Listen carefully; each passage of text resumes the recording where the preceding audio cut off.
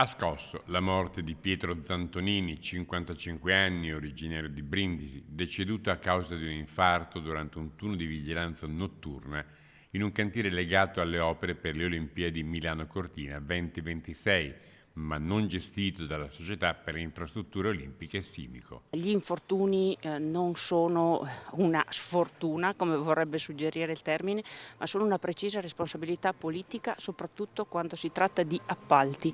Questo lavoratore lavorava 12 ore al giorno in condizioni comunque proibitive. Sicuramente sono condizioni di lavoro non accettabili anche per questo momento storico, ma io vorrei ricordare anche chi era il lavoratore. Il lavoratore che è venuto qui da Lecce, era un lavoratore precario e stava facendo questi sacrifici per la sua famiglia, e quindi questo stride in un contesto di iper spreco di denaro, iper ricchezza, quando abbiamo anche queste situazioni. All'inizio si era parlato addirittura di assideramento. Ora la magistratura vuole comunque capire se e quali siano state le cause dell'infarto.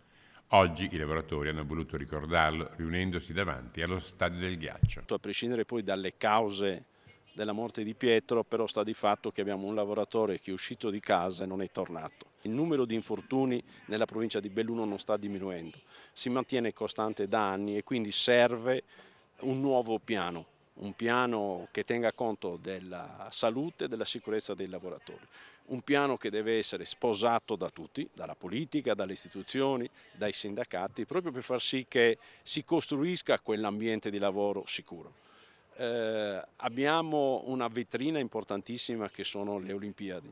Queste come sono andate in questo senso, dato che sono appunto una vetrina, sono tenute un po' nella lente di ingrandimento.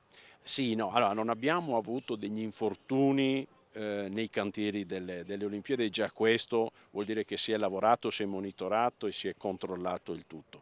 Però non basta,